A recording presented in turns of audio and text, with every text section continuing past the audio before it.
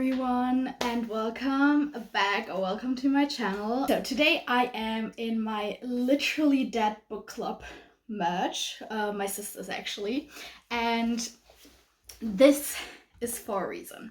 So if you don't know Kayla, Books and Lala, go and watch her videos. It's also very hot, but I still had to wear this like in honor of her because this video is inspired by her book series or vlog series where she is reading books from each year of her life and trying to find a 5-star read for each of those years. And I thought this is such a cool idea because I bet I don't have 5-star reads from like the earlier days. So I was born in 2001 and it's now 2024. So yeah, in this video we'll see how many books I actually have already or like from what year I have the books. I'll try to find a 5-star read for each of those years, but not in this video. It's going to be series. I hope you'll enjoy it.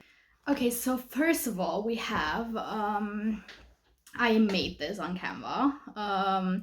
It's just from 2001, the year I was born, to 2025 because I wanted to like, make this like grid thing filled up so we can add next year as well, I guess. And yeah, it's going to be interesting. So here's my Goodreads. And let's see, let's go to my books first. Of course I haven't started, like I've started reading when I was younger, like when John Green was popular. I guess like Hunger Games was my really like first books, and like John Green to read like as an avid reader, I'd say. Stuff like that is not on my Goodreads, but if I find it or like if I like feel as if it's fit to make the chart, it will make the chart. So we'll see. And there are probably going to be a few books in a few years and I have to decide which one was my favorite, so that's going to be hot. Okay, we have it now. So okay, we have Two Unknown. This was actually a 5-star read, but it's a Wattpad book, so it's not published like anywhere. Like, I don't know.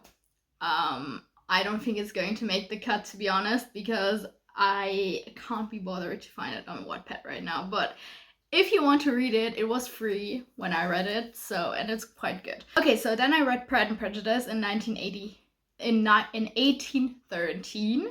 4 stars. I just recently read it. Let's scroll down. Those are like 19 something and I wasn't born until 2001. But I actually have quite a few books that are old. Okay, so we have a book in 2001 which was 2 stars, and it's True Blood.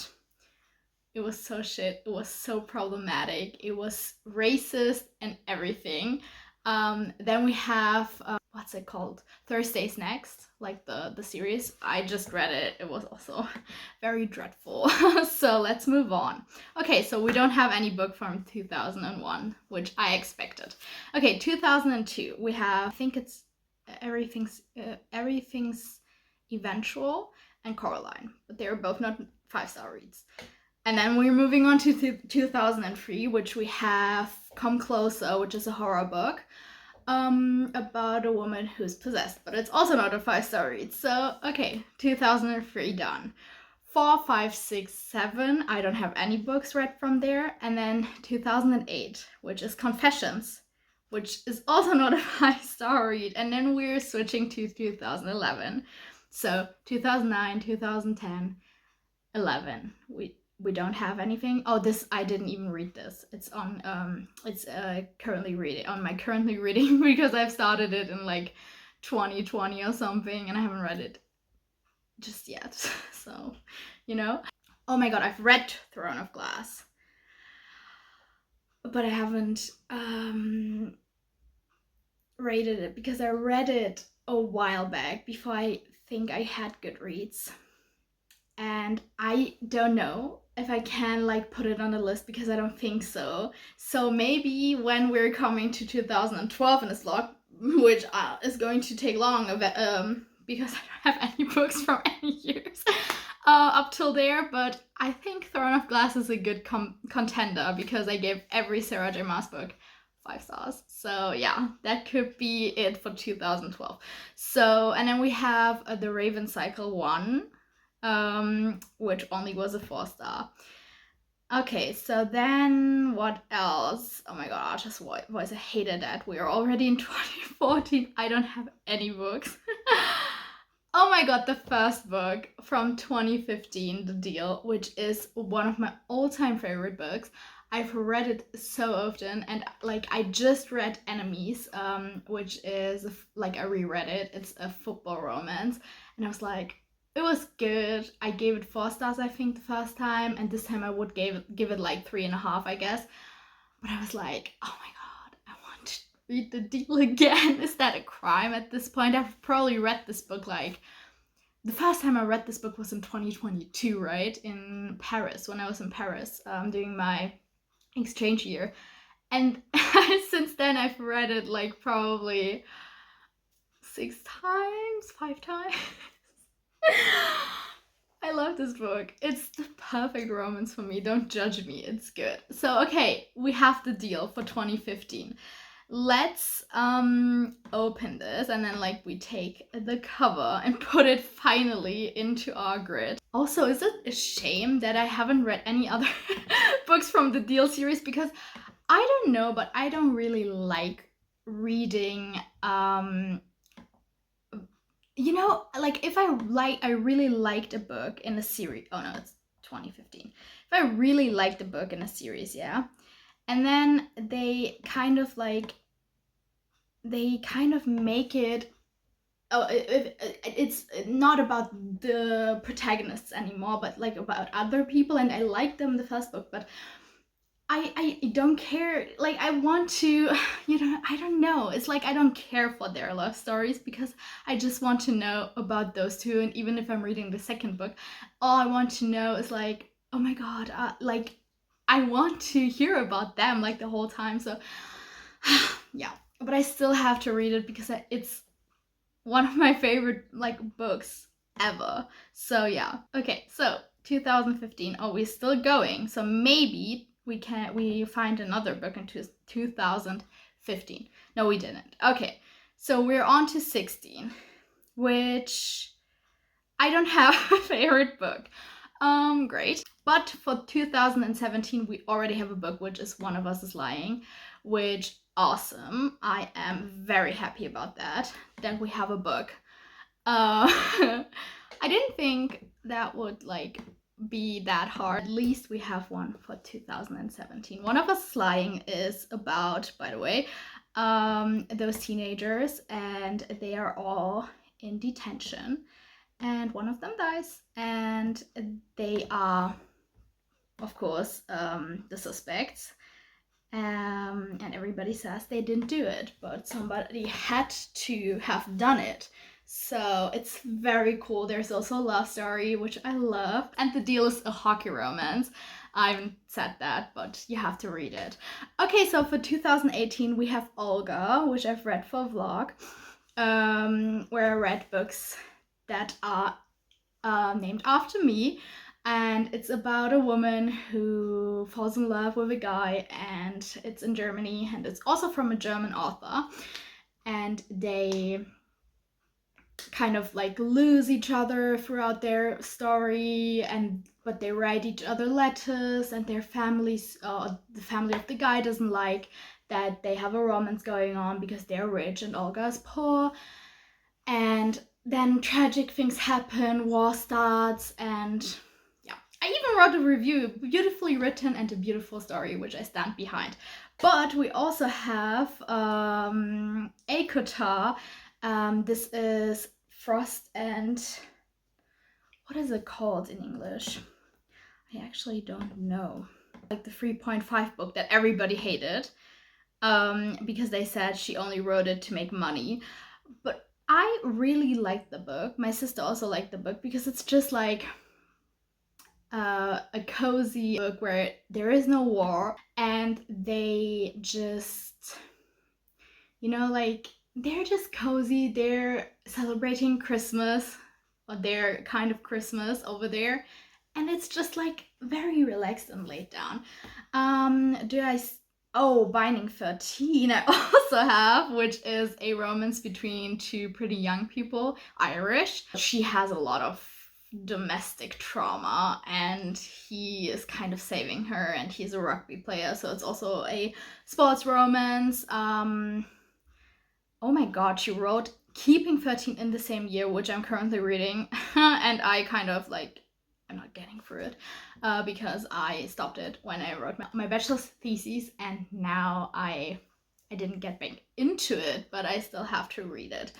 I think from those 3 books, I actually am going to pick Olga. I'm not going to pick Sarah J. Maas because I think there are going to be other years where she is very present. And I really like this book. It surprised me. It's not my usual typical genre. I never read those kind of books. So yeah, it was a very pleasant surprise that I liked this book, and it was heartbreaking but also like comforting and just good. It was very good. If you haven't read it, read it. It reads like a classic. I genuinely didn't think it was from 2018. Also, honorable mention Poet X. I know I didn't give it 5 stars, but it was a very good book. So, 2019. Okay, so we have All Saints High, which is a book about teenagers who, it's a romance. Of course it is. She is like rich, and she has friends, and those friends the book's about all those friends, hence why I only read the first book. But she does ballet, and her mom is her teacher, her coach, and she used to do ballet with this girl, and this girl was always better than her, something like that. And she had a brother, and the brother like fell in love with this girl when they were younger, and then she kind of, well, I don't know how much I can say because it's a little bit of a spoiler, but she did something. I don't know where in the book it comes because I've read this a while ago, 2021. There's stuff coming out and basically leading to him moving in with her family and her, and something develops from that. It was good. It was a good read. Then A Good Girl's Guide to Murder, which is one of my favorite books. I love to read YA. I love to read YA thrillers because I feel like they're just so much more fun to read than actual thrillers. I'm not a very thriller girly, but I love YA, and I love YA thrillers because it's just reading YA is just so fun. It's about a girl who, for her school project, is trying to solve a murder in her small town. I bet everybody heard of it. It's also the show came out, I think, in America already. Or in the UK, I don't know, but not in Germany. Yes, so that's unfortunate. Oh, Pumpkinhead. This is a very great book. It's a graphic novel, and it's a very cozy read for October or autumn. And about those 2 people who work at the pumpkin patch each year, and they meet there each year. And it's also a little bit of a romance, but it's more so about finding confidence and being happy with yourself and your life and stuff. Yeah, so that was great. We'll see if I have another one in 2019. That's all. So I'm taking A Good Girl's Guide to Murder for 2019. I feel like this is the best book out of all of them. That was quite easy to rank them actually, because they are all 5 stars, but still I could distinguish. I feel like also, since One of Us Lying is here, Good Girl's Guide to Murder has to be, because it was just better than One of Us Lying. Even though I really like both of those books. Okay, 2020. We start with Crescent City 1. I see Sarah J. Maas. We have her here, the Queen, my love.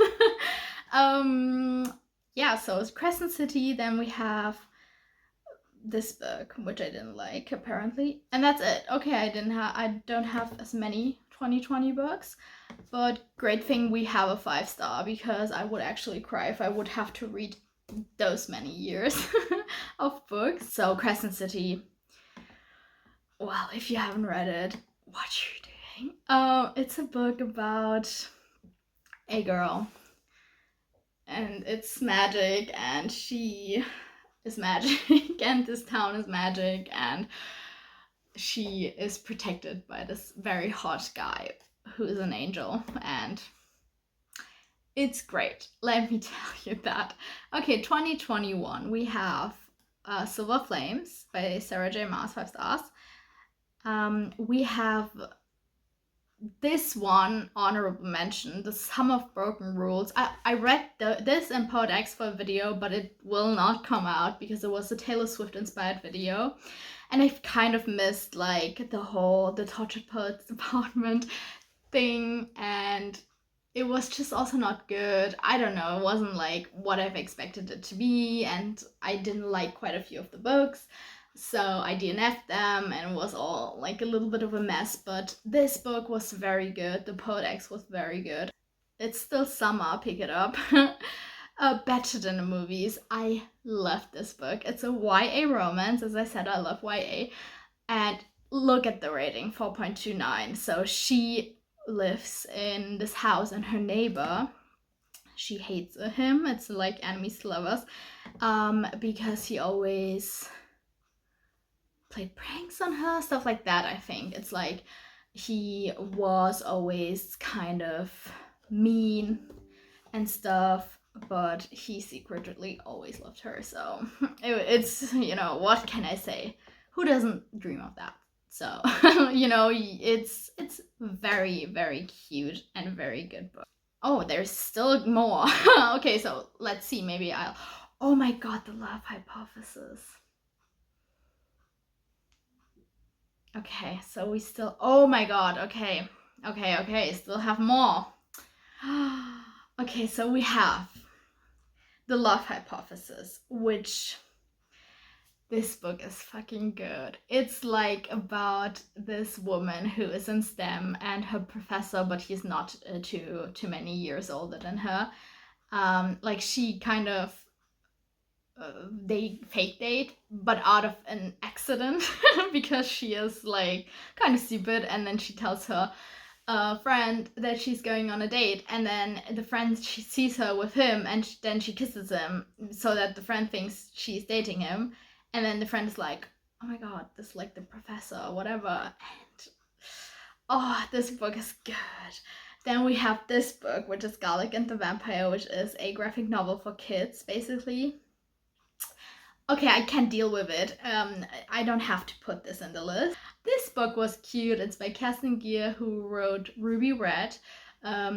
She's a German author, and I really like this book, but I don't think this would be in the run, because I still like Love Hypothesis, and Better Than the Movies, better than this one. But let's see if I still have another book from 2021. No. Okay, that's all. Can I put both? I can put both, right? This is my channel, this is my list, I'm gonna put both. Because this one is a very cute, like, adult romance, and then the Better Than the Movie is like the best YA romance I've read. It's fine, right? It's fine. I think everybody can forgive me because those books are great. Okay, moving on to 2022. Okay, so of course Crescent City 2, which, chef's kiss, it was good.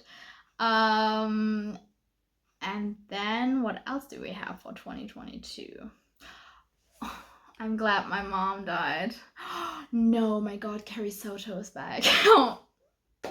I have to make a decision here. We also have The Weight of Blood. Oh my god, we have The Ballad of Never After. I could cry. I don't want to decide. Wait, do we have other books?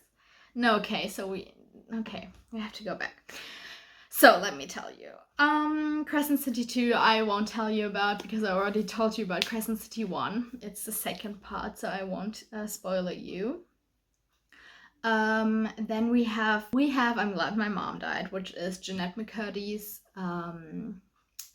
biography, which if you haven't read it, it's very good. It's about her abusive mother and like her being forced into this child acting industry. She was at Nickelodeon and stuff. This book is very good. I think it also it was super hyped when it first came out. But then we have Carrie Soto's back, which is one of my all-time favorite books, even though not my genre again. I'm reading a lot, but my favorite genre is, as you could maybe tell, romance and romantasy. But I'm trying out everything, and this book is about a woman, especially right now the Olympics are going on. I don't know when I'm going to post. She is a retired tennis player, and she has the world record in tennis for I think medals, one. And she retired, and then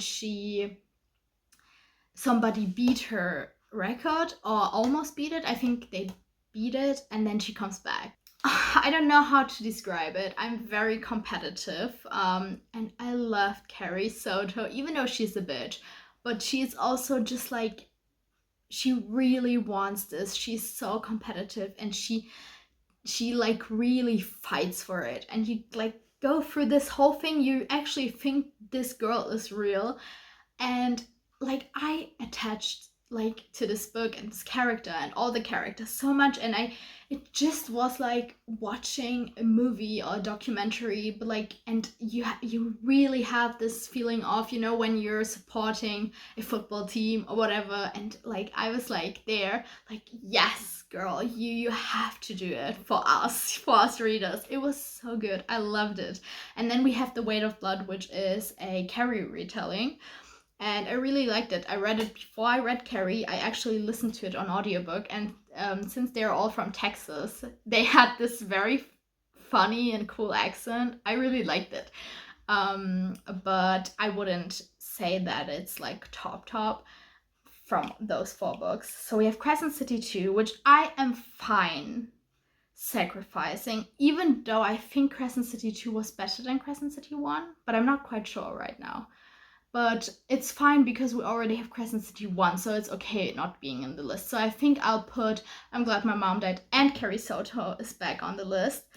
Just, because I can't decide. Well, we see that the further we go in the years, the more I have. So, I don't have 2023. Oh my god, so it actually makes sense. We only have 2024. That's great. I'm just kind of stupid. So 2023, let's go. I started off the year with Spare. I just seen it. Yeah. Another memoir, which both of them isn't 5 stars. Oh my god, I forgot. The second book was also 5 stars, right, in 2022. But it's fine. It's fine because I'll put this one in this list. So we redeem the second book of Once Upon a Broken Heart for 2022. We already have Crescent City 1 in 2021, so it's fine. Also, this was the worst one, the third Crescent City. Let's, take this one. Oh, that's already it. Oh no, Crescent City is from 2024. So I can actually put all of them in the list. Okay. Sorry, I don't know if that made sense, but A Curse for True Love, which is the 3rd book in the Once Upon a Broken Heart series, which is basically a spin-off of Caraval, I think, and it's awesome. It's about Jax. It's about those fates, they're called. There are quite a lot in this universe, whatever, and they have different abilities. They, it's magic. And he is the fate of love, I think. And she tries, she wants him to do something for her favor because her boyfriend has to marry her cousin or something, and she asks him to help her with that, and he says yes. And yeah, well, as you can expect, there is something, happening, but not in the first book, which that's why it wasn't a 5-star. Okay, so we have the list. But as I said, we'll also go through a couple of books that came out that I gave 5 stars when they came out. Like, we'll see when they came out because I gave them 5 stars, and we'll see if they fit any of the missing years. So the first one is The Hunger Games, book 1. We'll see when it comes out. Also, I'm currently rereading it, and it's going to be 5 stars. Okay, it came out in 2008. I don't think I have anything for 2008. No. Okay, so The Hunger Games will be that. As I said, it's like probably the first real books that I read that kind of like made me be into reading, and they're so good and they're still very relevant, so that's why I'm also reading it. Stay tuned, as I said, for the vlog. I actually baked bread, because I wanted to channel my inner Peter. Okay, we have The Hunger Games. So then The Fault in Our Stars would probably also be in there. I don't know if it's when it's written. Okay, 2012. Do I have a book for 2012? No. Okay, so The Fault in Our Stars. So I wouldn't say that. So I read all John Green books, as I said. I was a big John Green girly. But I wouldn't say that looking back, I wouldn't give all of them 5 stars, right? Because I'm now can reflect on everything, and I wouldn't give it 5 stars. But to be fair, The Fault in Our Stars was the first John Green book that I read, and just to be honest, it deserves a place on here because I was obsessed, right? It was good. I loved it back in the day. It did what it was supposed to do for me back in the day, and I still, think about it when I think about my all-time favorite books, even though I wouldn't sit there right now and read it and be like, oh my god, that's the shit, but you know what I mean. It was good. What I also would look at is ACOTAR 1. I don't know if it came out in 2012. Oh, 2015. Okay, do we have a book? Oh, we have a book in 2015. Would I say the deal is better than ACOTAR? No, but it's fine. Because there's also ACOTAR 2, which 2016. Okay, we don't have a book for 2016, and that has to be ACOTAR 2, which also I think ACOTAR 2 is my favorite book. Is it? If you know, and I guess you know, so that's the book for 2016. And then I guess ACOTAR 3 would come out in 2017, but we already have books from that upwards. But I'm fine with that because, ACOTAR, the whole series, is my all-time favorite series. If we have a representative of a series, one representative of a series I loved, it's fine for me. Ruby Red, to be honest, and that would be it for me.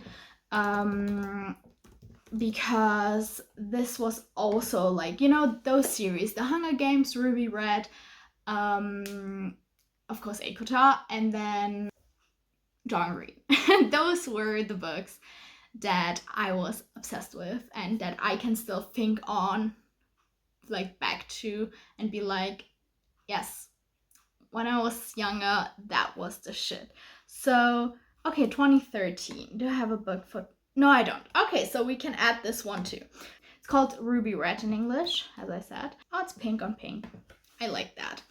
And those are the books, I guess, because I don't have, as I said, anything where I would be like, those books belong to my all-time favorites, even though I haven't read them in a while, but those books kind of sparked my love for reading. As I said, Diary of a Wimpy Kid and stuff, but I'm not really counting that because it's even further back. But I'd say this, those 4 books that I added onto it without them being on Goodreads because I read them prior to my Goodreads era. They belong here, right? So that's fine. But for the rest, I don't have anything. So we have open spots for 2001, 2002, 2003, 2004, 5, 6, 7, 9, 10, 11, and 2014. And I'm so excited. How many years are those? 7, 1, 2, 3, 4, 5, 6, 7. I had to count this. I'm so stupid. This is 8, 9, 10, 11. Okay, so I guess 11 vlogs upcoming. If you want me to do it, leave a comment. Give me recommendations for your favorite books published in those years that I still have open spots for. Leave me a like and subscribe to get those videos in your subscription box. So I hope you enjoyed. Goodbye until next one.